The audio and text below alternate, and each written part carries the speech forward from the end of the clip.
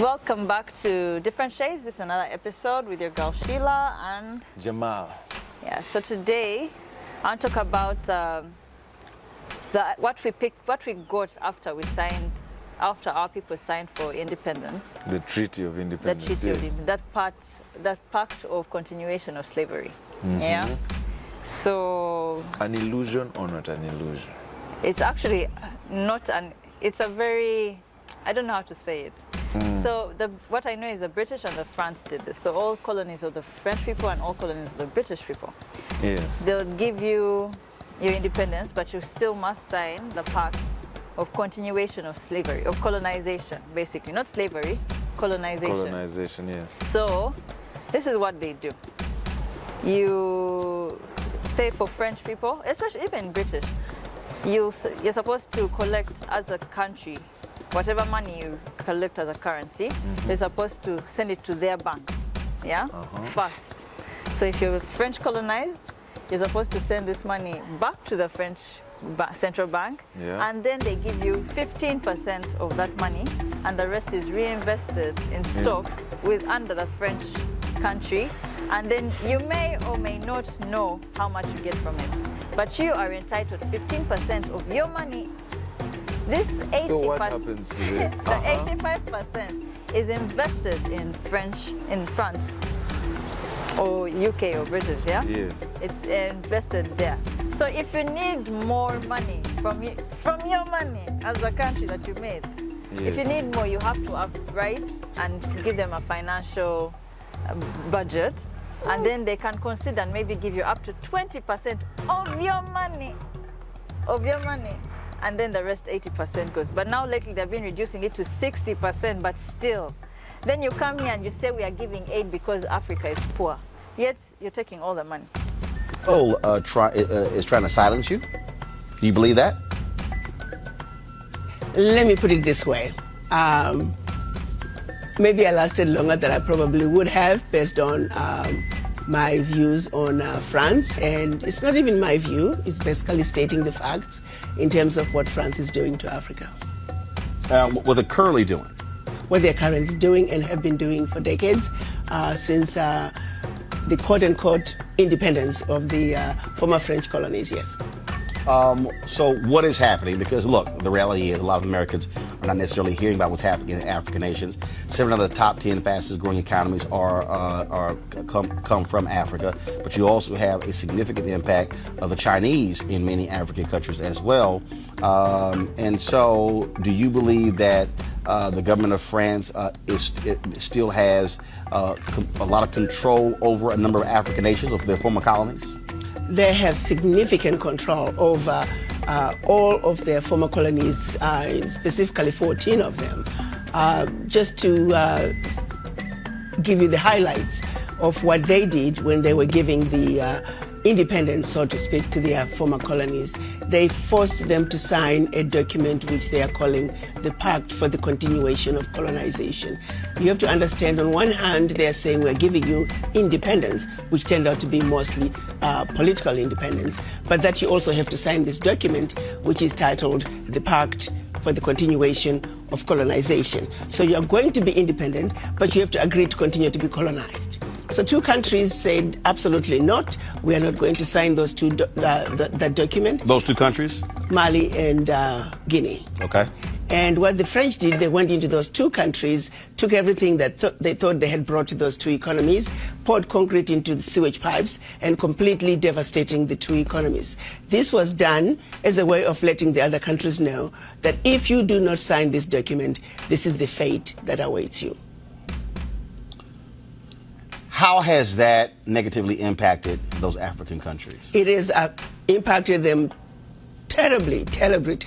If you look at it, you give up the Pact for the Continuation of Colonization said those countries were expected to deposit 85% of their bank reserves back then with the French Central Bank under the control of the French Minister of Finance. And should those countries wish to request some of those monies, because remember they were only left with 15% of their reserves, then they would have to submit a financial statement for the country, and if approved, they could only access up to 20% of whatever they had deposited the year before as a loan at commercial interest rates. The only difference now is the 85% deposits have now been lowered down to maybe between 50 and 60%. But the countries are still forced and required to deposit their bank reserves with the French Central Bank. So picture this situation. You are depositing all your monies with France. Should you need some of your money, you get it as a loan at commercial interest rates. So immediately, you have a credit with France, but you begin to owe France. This has been going on and continues to this day. So combined, the 14 countries are giving to France cash, cold hard cash, over $500 billion every year.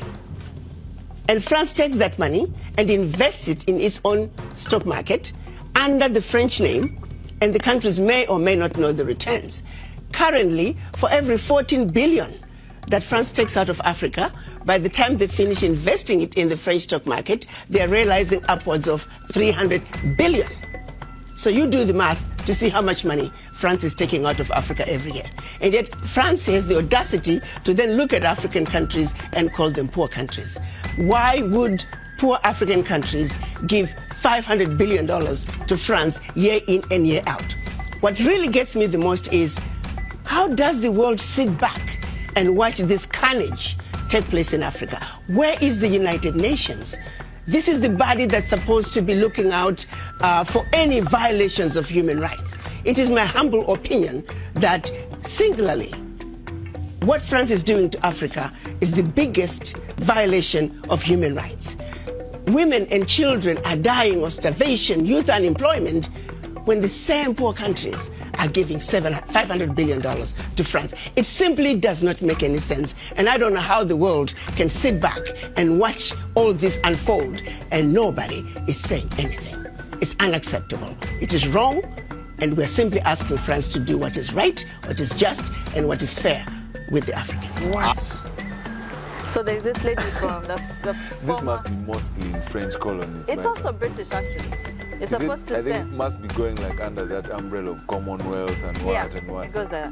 Because they tell you that. Then on top of that, remember all the resources and all that, they come and say, now like, they come and say that they're helping you, they're providing you with all the things. Yes. But the moment you tax, say like Magufuli, when he jumped in and he taxed, he actually recovered, I think within a week from the gold mines, or 200 billion was recovered in unpaid taxes, around that figure, unpaid taxes. And then guys are like, kumbe, this guy's thing is a working, the technique. The techniques. So he kept recovering. Another time he's recovering like 150 billion or one like that. Then all of a sudden, he stopped those contracts because now you have to have some kind of, he put high taxes on foreign countries coming to mine. Yes. And then all of a sudden, guy disappears for 2 weeks. And then all of a sudden, guy is dead. And then all of a sudden, oh, the contracts are back up and running. Everything is back up. Everything and is back running, to and normal. Because of the new president who was elected and what, Yeah. and was supposed to replace. But the whole thing of them taking, we're supposed to give them money, our money. So in a year, they actually collect about 500 billion per year. That's crazy, That's man. crazy That's money. a lot of money. Yeah, so that's from the French colonies, 500 billion. This lady, the former AU what's her name? Africana Kihomboro, something like that. Yeah, she was trying to speak out on this. She was like, this is just unfair. Like, these people have to come out and start treating people right. You can't come and say you're giving us aid because we are poor. Yet most of our money is what you're using to develop your side. Furnish your side and everything by getting money from us. You're getting money from Literally here. maintaining the And then whole they give idea. you, let us give you some. Like you can get 15%. You can get 15% And yet from people your own here- money. From your own money. People here broke. People are starving. People have no food. That's like Yeah? at school how you give your teacher money and you keep removing some every weekend, like 2K. Yeah. Only difference is at And- least there you get all your money. At Here, least, no, now even the worst thing is, if the country has run out of money and you need money, Yes. you can get a loan from the bank, from the French bank. yes. You get a loan and then they give you interest. You're supposed to pay back with interest. Yeah. Choka, you're getting a loan off your own money, then you're supposed to pay back with interest. So you're forever in debt, yet you also have to pay them the credit. The credit. That's crazy. That's a lot of money that keeps going. But I remember, I think Ghana is one of the countries that told off France. They actually cut a lot of it. Even DRC recently. Even DRC. It has been now telling them they have to start respecting. Respecting what? them But as these is. guys cut off foreign aid like we don't want foreign. course. We're going for 0%. Actually, no aid from it any was other country. Ghana and Nigeria. Is it Ghana and Nigeria, the biggest cocoa producers? Yes. So now, they used to make, they're the biggest cocoa producers. They take raw product that side, then it's made into chocolate and brought back.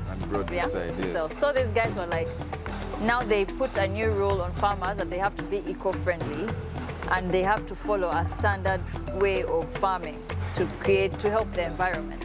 So the guys were like, okay, so they need a certificate. Every farmer needs a certificate. Or the country needs something to verify that they follow this standard. So they asked, okay, what are we supposed to do? But no, you're supposed to just pay a fee. Just pay a fee so that you get this and stamp that you're following that thing. On top of getting only, I think they were getting like only 6% of what their total earnings from cocoa. Yeah? Yes. Then you're saying, boo, you pay more so that you have this cap paper to show that you're following, right? So guys are like, but then the people started trying to ask for more money. Like, let us at least co-increase because farmers are really broke. You can plant cocoa and you wait for months just to harvest and then you're getting peanuts. Money is delayed to be paid. It's passing through middlemen. So by the time that you get the money, you're really, like, you're desperate. You're down. You're desperate to actually get that little money that you need. So, but Sheila, what do you think those guys have on us? Because I feel like such things, any wise it just person, looks like common but sense, you know, right? the whole thing where they can decide who becomes president, like they choose the kind of leaders they want in these African countries, who will be their puppets. Until now, that's where. That is why you see such information that you have is not everywhere. Like not everyone knows about it and what, because as we all know, if we knew about this thing, like it doesn't make any sense, man. How long have we been? No, the African 50 what years of freedom.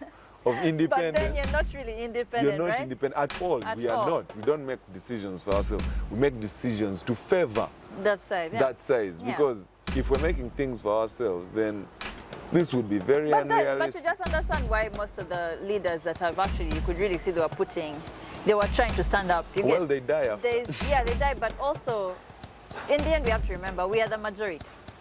Yeah. Even if these guys have what we are the majority. We are the majority, man. If we just walk up one day and say, you know what, me, I'm not paying taxes, will they arrest the whole country? If everyone just said, me, I'm not doing this. I'm not doing this. Like, will they arrest the whole country? But with a lot of African countries they know that where have they had... can grab you from. Exactly, that have had presidents that have stayed for long in power. That is enough cowardice to show we can't make a lot of changes. No, they're staying in power when even you can see the change the person is doing. Yes, but if it's not there. But if it's not there, then where's the hope? But as you said, the information you're just giving, most of it actually, not most, some of it is new. Like, I actually didn't know we pay some of these things. The money, you know, and that also comes back to our education, man. These are things we're supposed to study, like to actually know. Yeah. We study independence, but in a different way, in a way that makes it look like the Americans, the whites, the British, the French, they sympathized to give it to us and they did it in a nice way. They helped us into... That's why now, you see, they come and say they're giving you aid. Because what actually triggered this was, I was watching a documentary of the rhinos, they're becoming extinct, yeah? Yes. So, especially in Africa, by 2025, they estimate rhinos will be extinct. So in every 3... And 2025 is after next year. Yeah, it's very close. So, after watching all these things and seeing what what these aids are actually capable of, yeah? So, they'll come and say, oh, you think, first of all, you think us our people of our land, we cannot protect our own animals. Yeah. We can't. But now they come, they're like, oh, we have to help these endangered animals and protect them. But the way they have done that for like terrorists and say, oh, we want to give you democracy, and then they give weapons this side or what. So don't you think that they come as a guys, oh, we want to help? Yes, there are probably people who actually genuinely care about these animals and they actually want to help. But then on the other hand, there are also people who are poaching these animals because they're beneficial. They're Just add, benefiting from them, yeah. just give these guys aid to make sure it's going. It keeps going. It keeps going on and on and on. I remember, I think, is it still France? I mean, is it still Ghana? Some African countries that have started claiming back some of their like historical monuments that were taken to museums abroad and all. Yeah. That is exactly what they're doing, and we want to take care of this and to prevent them from by taking them the other side. And, Let me tell you, if you know. and then they're the ones we will have to pay money to go and see animals that were here, but are now taking the other side. You're telling me about. You see the Queen's, there's a diamond that she has. I think it's a red one. Yes. It's worth 400 million. Huh? Give the people back their things. Yeah, they need that money. 400 million It's worth US 400 dollars. million. That's a lot of money. And it's just there, like, it's on the ground, I died. wonder what. Well, Yeah, now but that still king it's there. broke up. Like, Yes, it's if there. you're really trying to do better, you're really trying, because honestly, you're not showing that you're trying to be remorseful for the things you did to human beings. If you're still doing them. If you're still doing them, or if you're not giving them back their things. Exactly, and you're living in them, and you know how it is outside there, like the sudden history of the black people that is literally kept quiet on, like slavery is one of them. Yeah. It's something that is like, they tell you, no, it's a tired conversation. 100 years are not far. But how Actually, comes 70. How comes you can very much respect the Jews because of what they went through? Yet more people were damaged than the slavery thing. I saw someone comment on Twitter saying, I think people were judging about slavery or not, and then the lady comments like, I even don't think people died during slavery. Someone comments like, this is the most damn thing I have seen on the internet ever since I got in. And it was a white woman, because they do not actually know they don't the whole teach history the whole, about. Yeah, they don't, teach. because they want to keep away those things. To be honest, the only reason the pyramids are still in Egypt is because they can't carry them. Yeah. If they as could they transfer, say, if they could move those things, wouldn't wouldn't have gone. anything. Wouldn't have anything. Yeah. But yeah, I think that our like history. I remember the history we studied.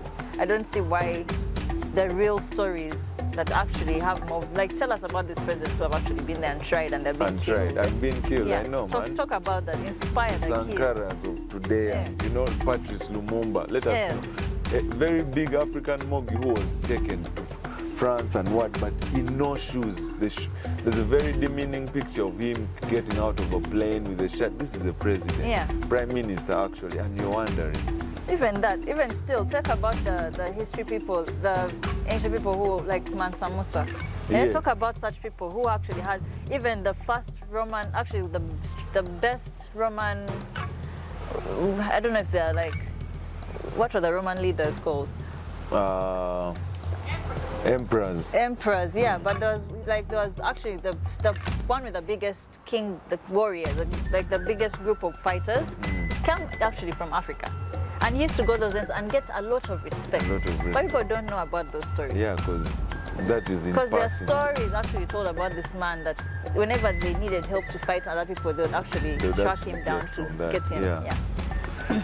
The most important Roman, I would argue, who actually ever came to Britain was the African emperor, Septimius Severus. Hold on. Let's just stop there. Okay. Are you telling me there was an African emperor? There was an African emperor, and he was one of the greatest Roman emperors. So he was born in North Africa in AD 145, and he died here, right beneath your feet. Oh my gosh, that's amazing. So in York? In York. This is where he would have lived. His bedroom would have been within 10 yards of where we're sitting, below us. Actually, I can show you what the family looked like.